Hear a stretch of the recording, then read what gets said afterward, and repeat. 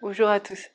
Je me posais plein de questions. Je me disais, mais pourquoi, en fait, moi, dans les messages que j'ai reçus, je dis, ben, il faut appeler le divin, il faut se connecter à Marie, il faut se connecter aux anges et tout. Ça, ça m'interpellait. Alors, je sais que ma manière d'être, c'est ma manière de vivre, mais je me disais, je voulais aussi comprendre ce qui se passait par rapport au processus de la flamme. Et en fait, ben, j'ai compris, c'est pour ça que je vous fais la vidéo. Je vous raconte tout ça après. On arrive dans le processus de la flamme et puis dans nos vies en général, donc il y a beaucoup de poids karmiques en fait, ça fait des énergies un peu lourdes, ça fait beaucoup aussi de traumatisme, ça fait des énergies lourdes, il y a des énergies du, voilà, du transgénérationnel, de votre vivre, enfin bref, tout est assez chaotique. Les seuls espaces qui sont à peu près propres et purs sont vos corps énergétiques spirituels. Donc ça va dépendre des gens, il y en a qui vont avoir vraiment comme une histoire d'amour en fait, c'est une histoire d'amitié qui vont vraiment se sentir très proches, soit du divin, soit du Christ, soit de Marie, soit des anges. Et attention, ça va être de plus en plus courant avec les nouveaux enfants. Donc vraiment, on va vraiment basculer vers quelque chose de très intense et très fort. Au niveau spirituel, dans les prochaines années, ça commence déjà. Quand on va vraiment chercher la lumière, on va chercher des plans. Les plans divins, par exemple, on va chercher des plans où il n'y a pas eu d'incarnation. Il y a vraiment des... Et alors, quand je dis pas d'incarnation, c'est pas négatif, c'est que c'est des plans tellement élevés de lumière que du coup, il y a d'autres règles. Il n'y a pas de karma, il n'y a pas de blessure, il n'y a pas d'occulte. Et nous, on va ramener cette fréquence en nous pour nous transformer petit à petit.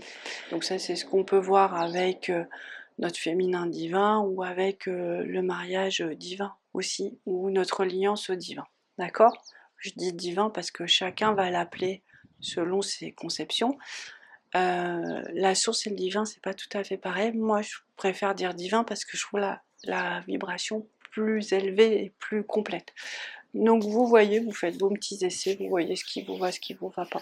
On va vraiment, dans un premier temps, en appelant cette lumière, dissoudre beaucoup de blessures, réparer des failles, et on va aussi dissoudre l'ego. Alors l'ego, il est constitué de vos blessures parce que l'ego, si je réagis vraiment avec mes émotions, avec mes tripes, c'est parce que je peux être sur un point sensible.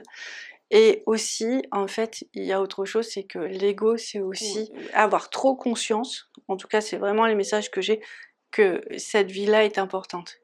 Donc on nous demande de vraiment dissoudre notre personnalité, notre individualité. On nous demande de comprendre qu'on est dans un processus qui est beaucoup plus vaste que ça et que notre petit être, notre petite vie ne correspond qu'à 1%. Bien entendu, il faut vraiment aller dans cette conscience de l'incarnation, mais il y a un moment, il faut dissoudre tout ça, il faut reconstruire pour dissoudre. Ça peut sembler un peu compliqué, mais en fait, chaque étape va trouver sa résonance, va trouver vraiment son importance. D'accord? Donc l'idée dans cette fin de parcours, on va dire ça comme ça, ou si vous n'avez pas trop d'ego, il faut être sûr que vous soyez vraiment bien construit à l'intérieur de vous.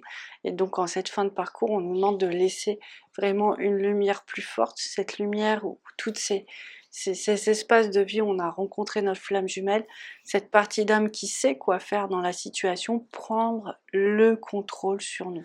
Et en fait, ben, du coup, c'est beaucoup plus grand vibratoirement, c'est beaucoup plus fort, c'est beaucoup plus intuitif, et du coup, on va mieux, quoi. En fait, il faut dire ce qui est. Donc quand cette partie-là, nous, prend le contrôle, c'est vraiment notre part d'éternité qui nous guide, hein. C'est en autopilotage.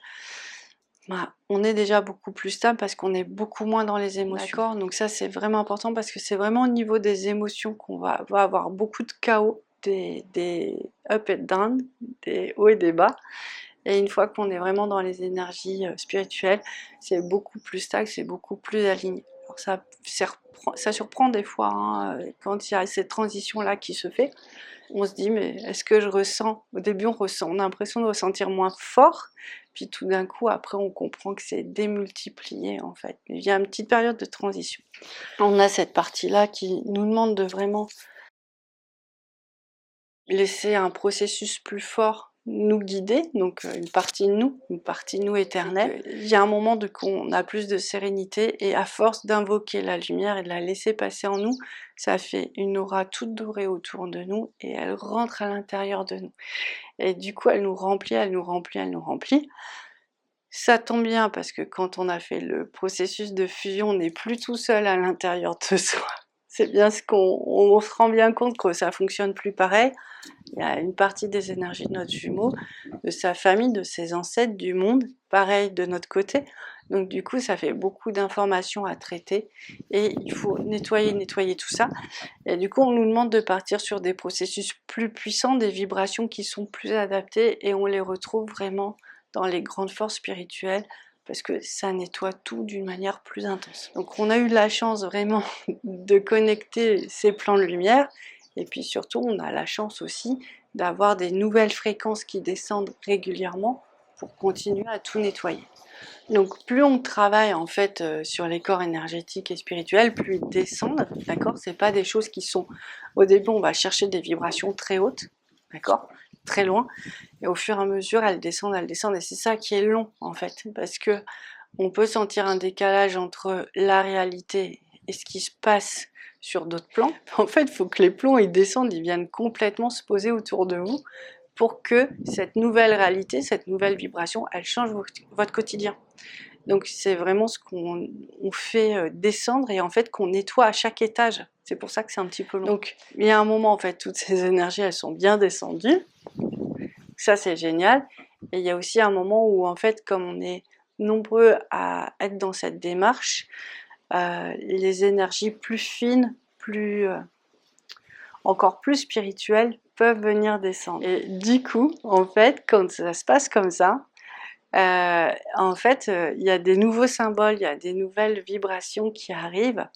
Et entre autres, il y a vraiment cette vibration qui, pour nous, est vraiment importante parce qu'elle permet de tout réajuster. Il y a la vibration de la famille divine, donc qui s'est montrée en plusieurs étapes et là qui fait vraiment... il y a la vibration de très beaux cristaux et qui est vraiment en train de tout nettoyer. Donc en fait, on a ces vibrations-là, mais on a aussi des symboles comme le Saint Graal, comme l'étoile de la Nativité, qui sont aussi des symboles personnels des couples FJ, donc Jésus et Marie-Madeleine, Marie et Joseph et le Christ, si vous voulez.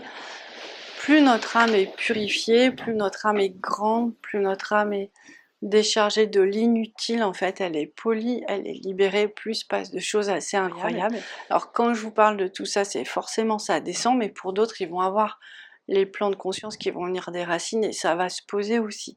Il n'y a pas d'hiérarchie puisqu'en fait on nous demande à la fois de faire descendre les choses et à la fois de pouvoir recevoir les choses des racines. C'est pour ça qu'on est deux dans cette histoire. Il y en a souvent un qui ramène les plans du ciel et l'autre qui ramène les plans de la terre. Et puis pouf, ça fait juste un canal, après tout se mélange. Et c'est en ça qu'on est plus fort quand on a un couple FJ. Parce qu'on récupère toutes les parties en fait et toutes nos possibilités. Et ça nous rend beaucoup plus stables et ça met des vibrations, comme je vous disais, de protection, des vibrations d'abondance, d'amour, de stabilité, un rayonnement assez surprenant qui peut éloigner plein de choses négatives. Donc du coup notre vie elle change. Et puis tous ces plans de conscience dont je vous parlais, la santé, l'abondance, la joie, l'amour, tous ces plans divins, bah, ils peuvent se poser dans des endroits sereins. Et à chaque fois qu'il y a un de ces plans-là qui change, qui se pose, bah, on a affaire à une nouvelle réalité qui va prendre plus ou moins de temps à s'incarner. Donc voilà, c'est pour ça que je voulais vous en parler, parce que ça me semble vraiment important de travailler sur ces espaces spirituels.